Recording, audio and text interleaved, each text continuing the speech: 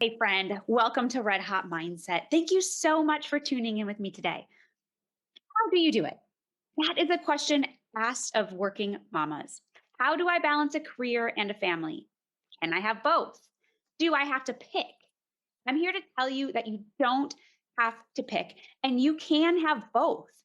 Sometimes we have seasons where our work is a bit busier or our family life takes more of our time, but you absolutely don't have to and shouldn't have to choose.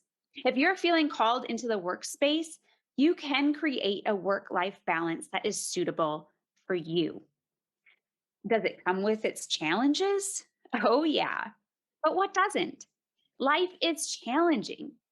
And if you're called to be a stay at home mama, that's amazing.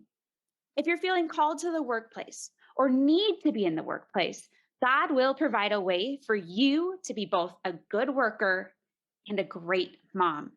My guest today, Susan Landers, is an example of being able to create a productive work life, a great medical career, while also maintaining her faith and guiding her children while they grew up in church. Spiritual growth has been a beacon in her journey, and she has had her share of challenges, including suffering through an episode of postpartum depression at the age of 40 after the birth of her third child and also having to work with her husband through a crucial time in their marriage. Susan Landers is a neonatologist with 34 years of experience practicing neonatology in the NICU. Now she's enjoying retirement. Alongside her full time career, she raised three children. All three are now grown adults, and each provided her with a plethora of maternal challenges. Susan has a new book out called So Many Babies My Life Balancing a Busy Medical Career and Motherhood. I think you're really going to enjoy this conversation about a work life balance. So let's dive in.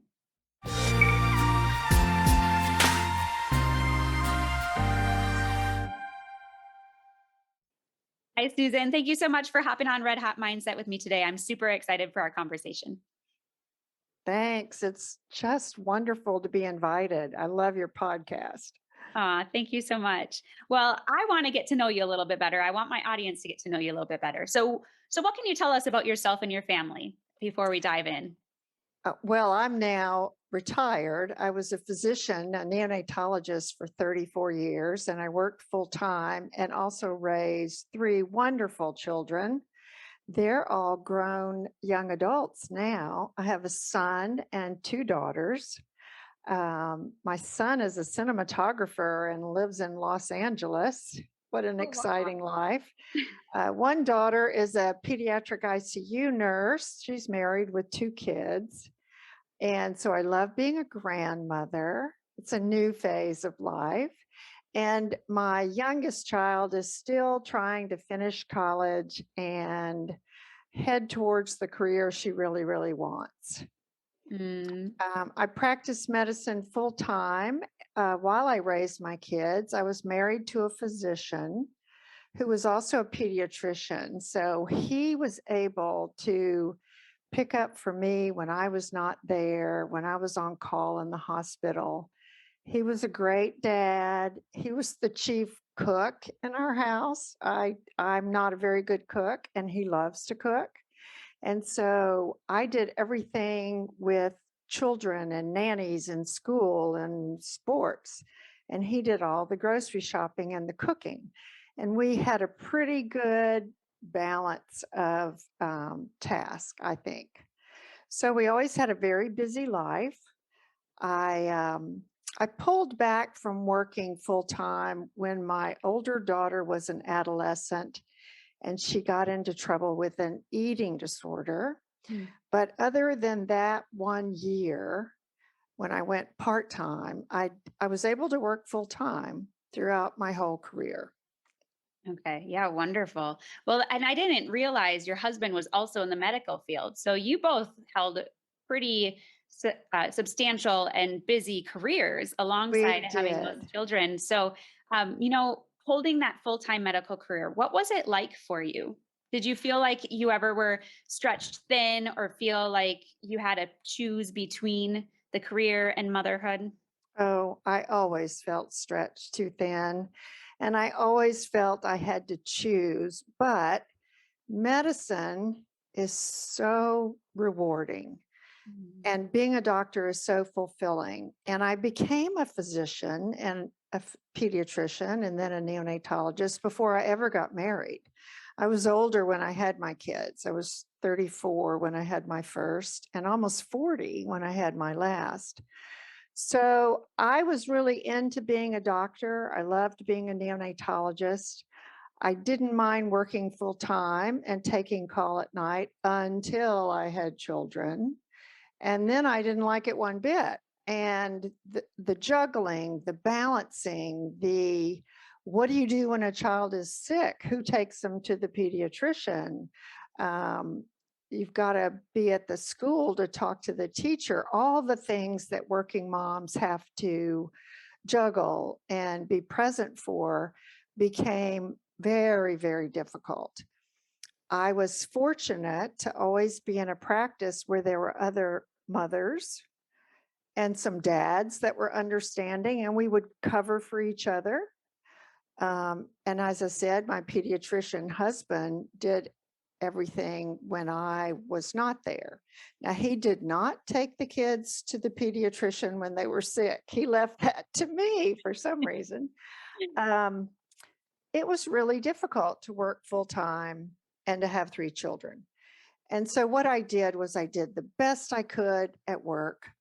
And then when I came home, I was totally into my children, maybe more than my husband. But, I did all the sports teams, I did all the play dates, I did all the after school parties and spend the night. I did all of the plays and all the productions. We were always there for everything. So I think I did a pretty good job of being there. One of the ways that I stayed really healthy, Gabe, in the early part of my career was that I would play with my kids on the weekend. If I was not working, I would get outside and play ball, play t-ball, throw the ball around, play on the playground, take the kids to the neighborhood swimming pool. I love child's play, and I still do it. I do it with my granddaughter. She's 4.5. And she says, "Come on, let's go to the playground."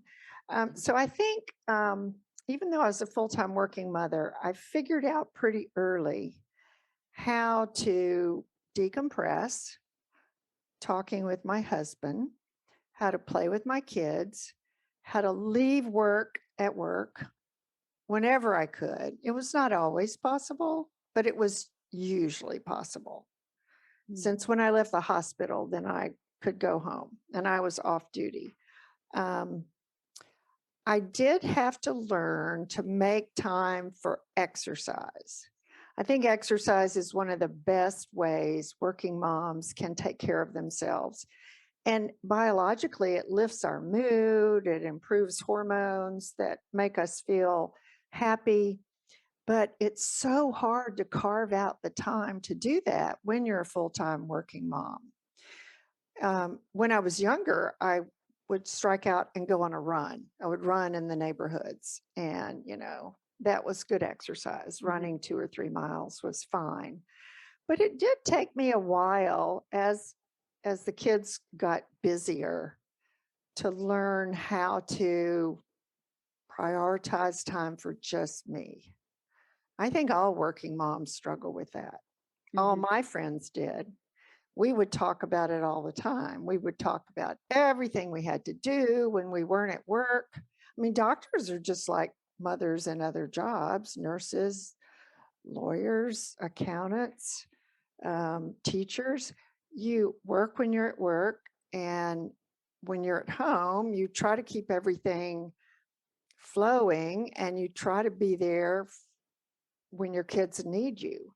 And so I learned over the first 10 years of being a mother how to do that.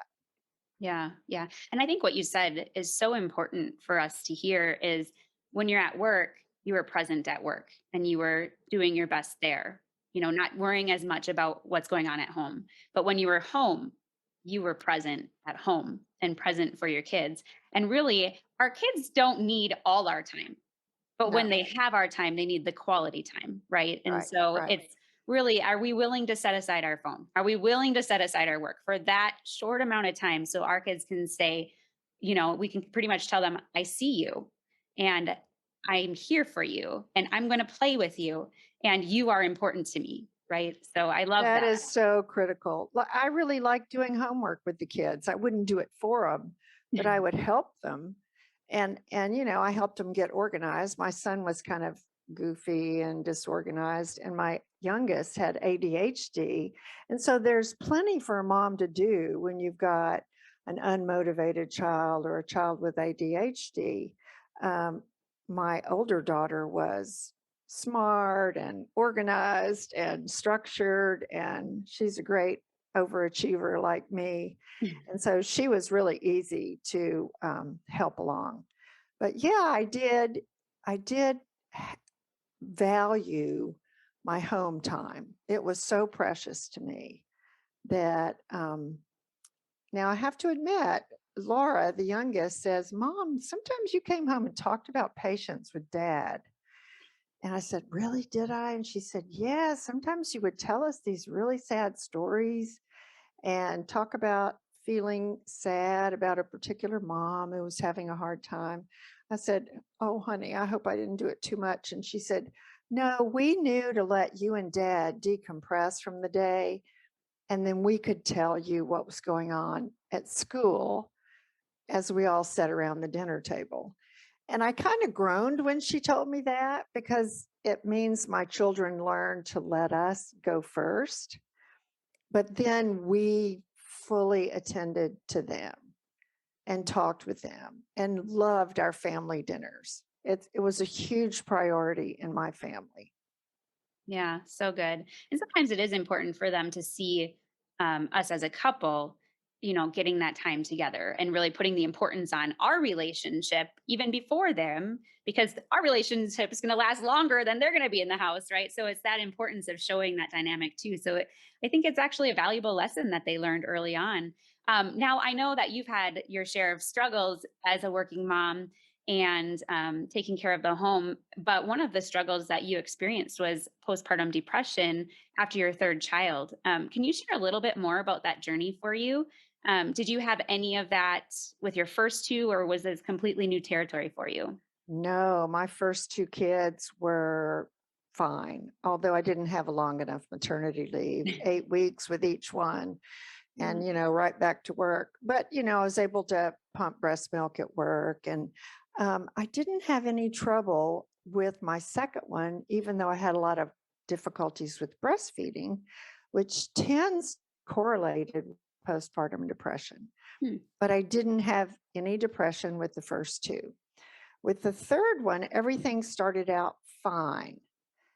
And then we moved to a new city and we developed and we joined new practices. My husband had a great job offer. So we moved to a new city. I had three little kids. Laura was only 4 months old. The older two were 4 and 7. And I started work maybe a month into that new job. And I was stressed more than I imagined I would be. Of course, you're finding a new house, kids in new schools, new teachers, new neighborhood, new neighbors, new friends, and juggling all that. And I didn't have my friends from Houston after we moved. So I thought that I was just stressed. Hmm. I couldn't sleep. So Laura was 4 months old, maybe 6 months old when I started having symptoms. I was in a bad mood. I couldn't sleep. I wasn't hungry. I didn't want to eat.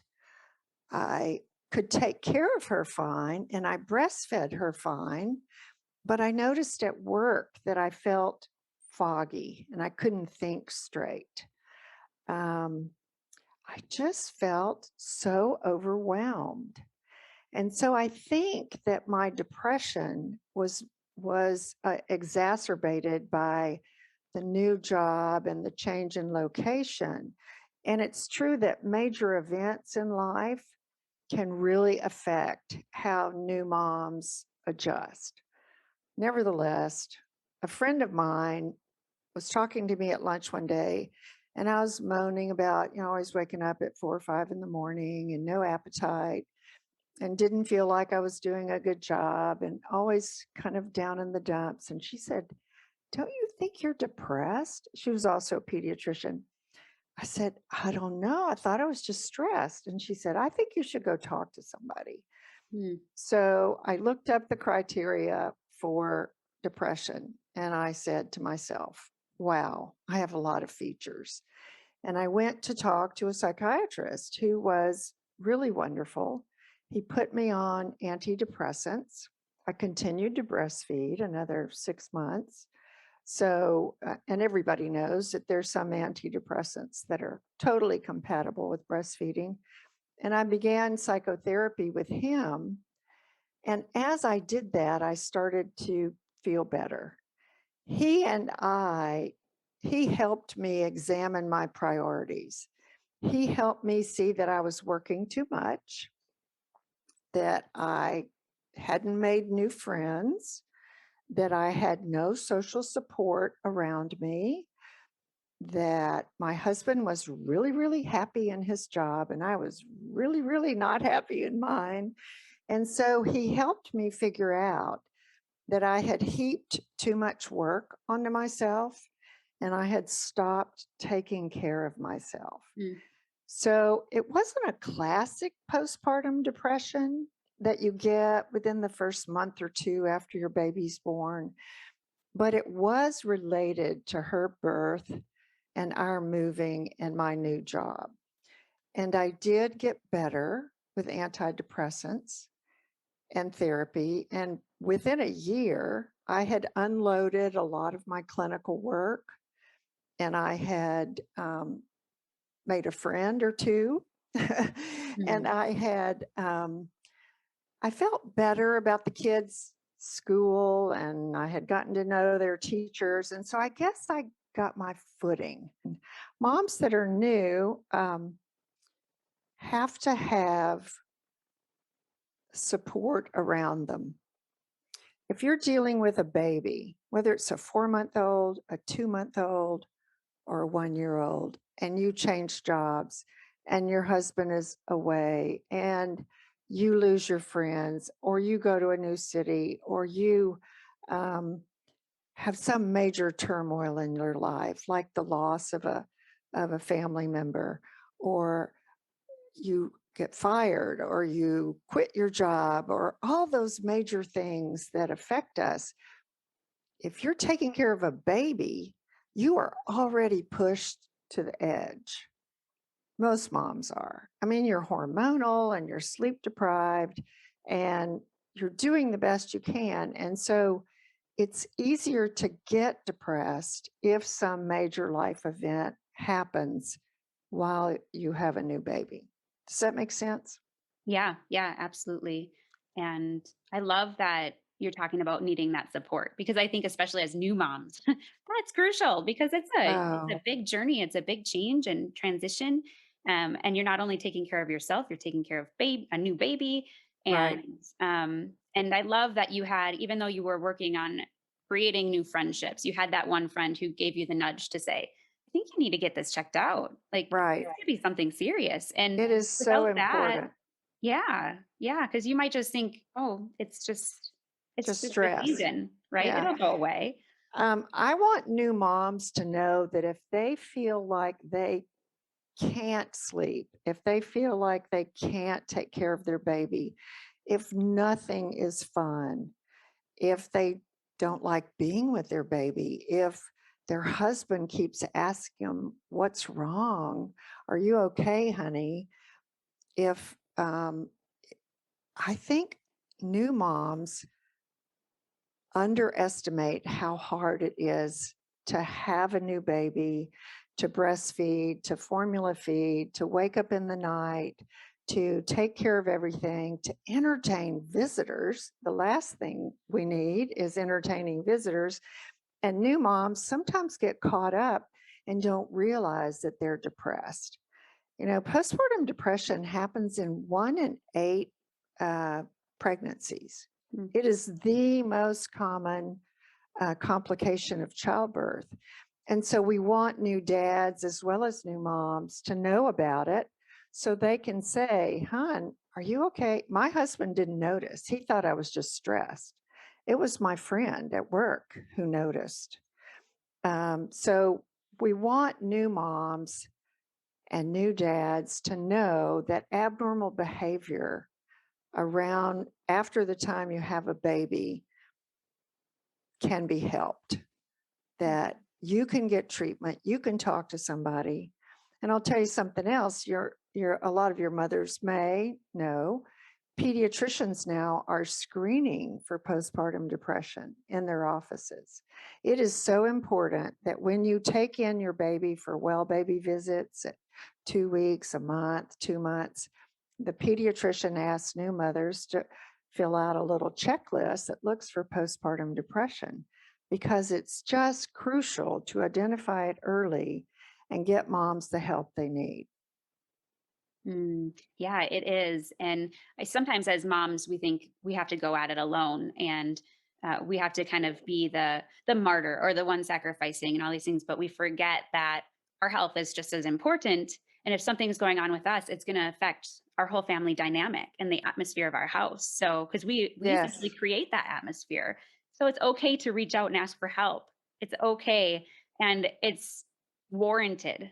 Like it, there should be no reason for us to do it alone, right? it is totally okay for us to reach out for help. American culture has um, convinced mothers that they're supposed to be strong and do it all themselves and be the perfect mother, when in fact, the opposite is true. New moms need to be supported by a loving grandmother or mother in law, loving friends, a loving husband, support system around you. It's so crucial to feel that support when you have a new baby. It is just imperative.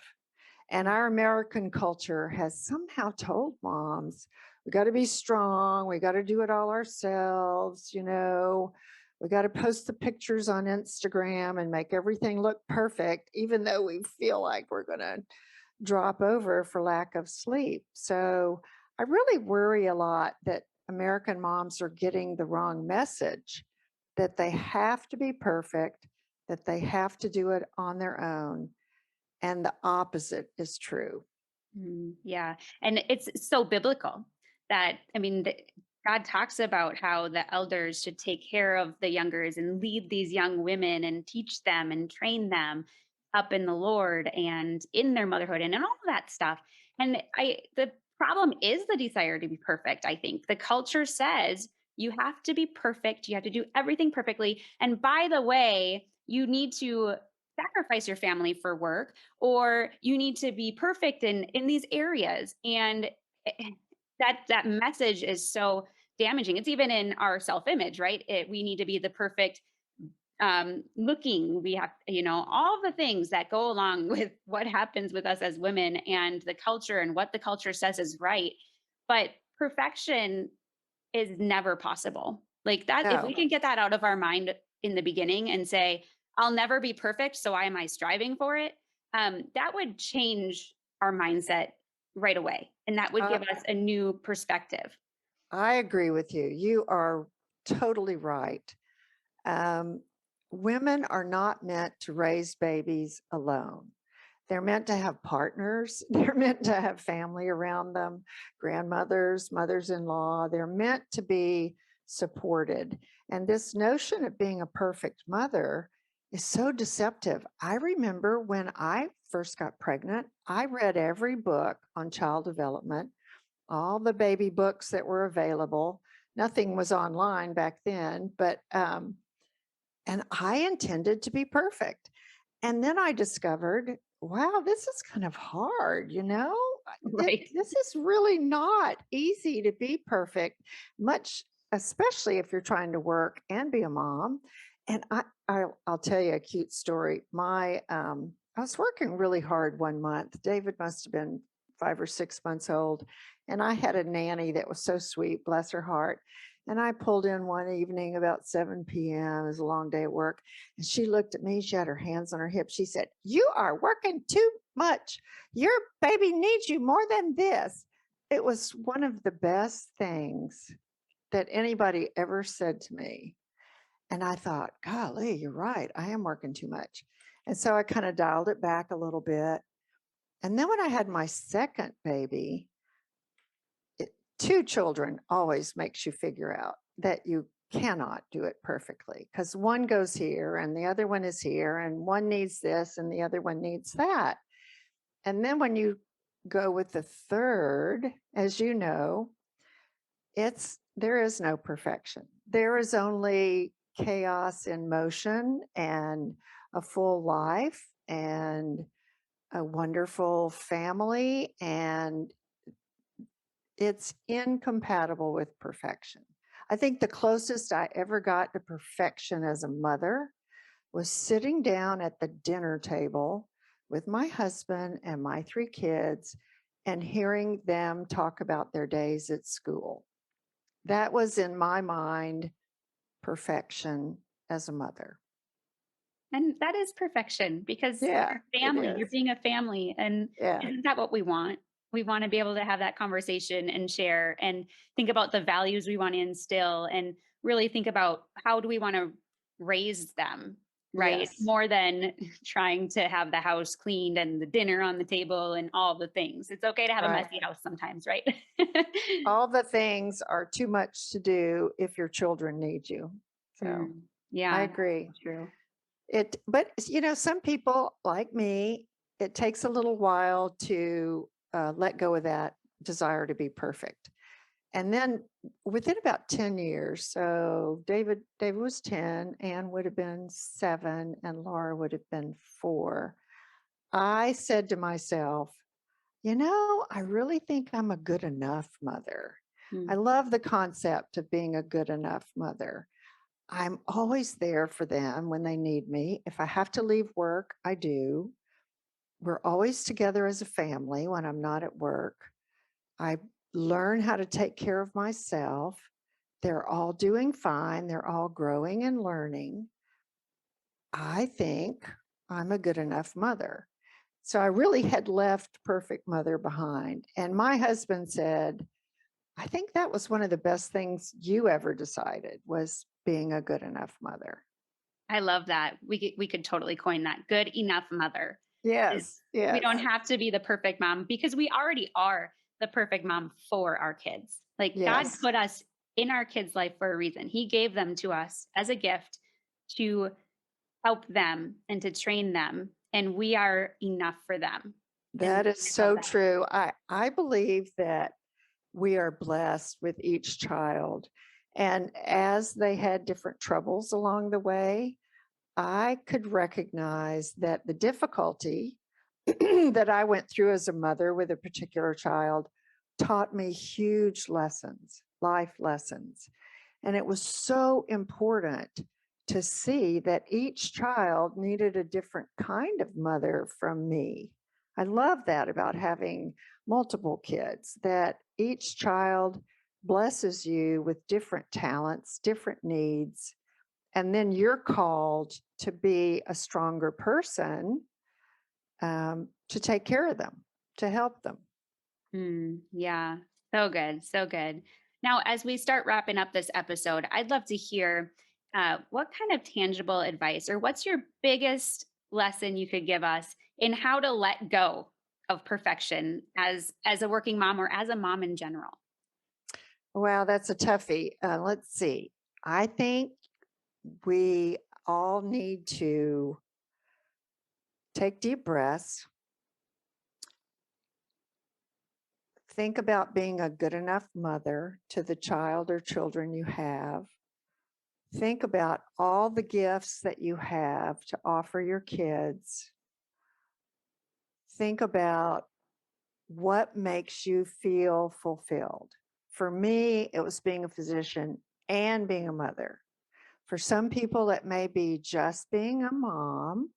For other people, it may be doing both, like me. But the sooner we accept being a good enough mother, being there and giving our children all the love and all the talents that we have, um, the happier we will be. Self care is really crucial. I'm a big proponent of self care for moms, whether they work outside the home or not. Exercise, playing. Some people like meditating, some people like journaling, taking care of your spiritual life. All of those things are so important to stay healthy. And it just is such an amazing experience to be a mother. Now that I'm have grown kids and grandkids, I look back on it and I think, wow, I mean, I loved being a doctor. I loved taking care of sick babies. But the thing in my life that gave me the most joy, the most satisfaction, the most fulfillment was being a mother to my 3 children. Yeah, I totally get you because when my second one was about to be born, I kind of had that feeling like, how can I love him as much as my first? Because I love my first so much. And then he's born and they plop him on you and you're like, oh yeah, I get it now. I get this. You And have you so do. much more to give, and you don't realize that there's so much love to give until you have another child to give it to. Yeah. It's almost endless. Our ability to be mothers to children that we love is really like pouring out your cup, which reminds me that another piece of good advice I got from a Methodist minister was do not forget to fill up your cup. Mhm. You cannot pour yourself out for your patients and your children if you do not fill up your own cup. Again, those self care issues are so crucial so that we'll have the strength, we'll have the wisdom to give our kids what they need. Yeah, so true. I love it. Thank you for those tips. That's awesome. Now, you just wrote a book called So Many Babies: My Life Balancing a Busy Medical Career and Motherhood. In this book, do you go quite a bit deeper into the story you just shared, or can you tell us a little bit about it?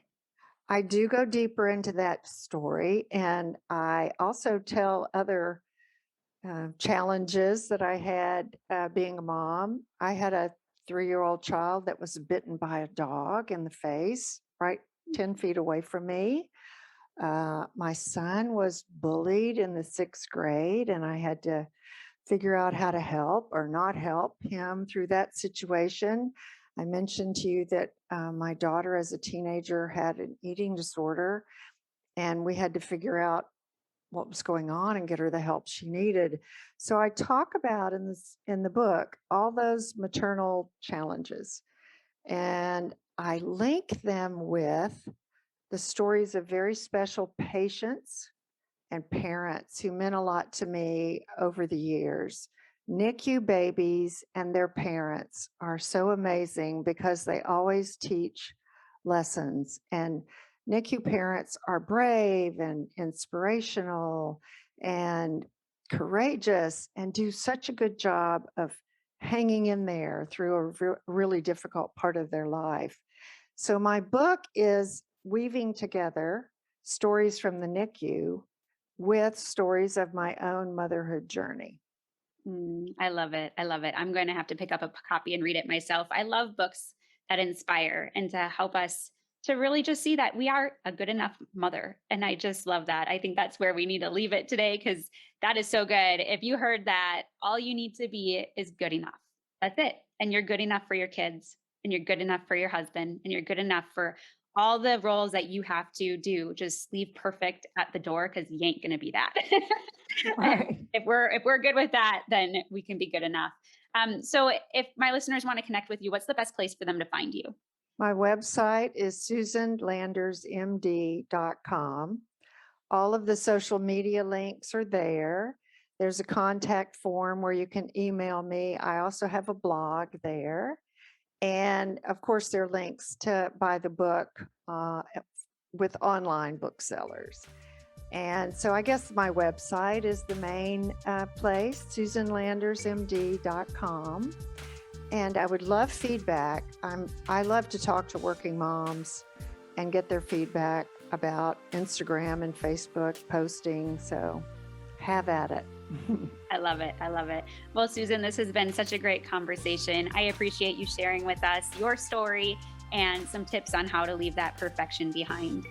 Thank you. I appreciate it. I hope your listeners enjoy.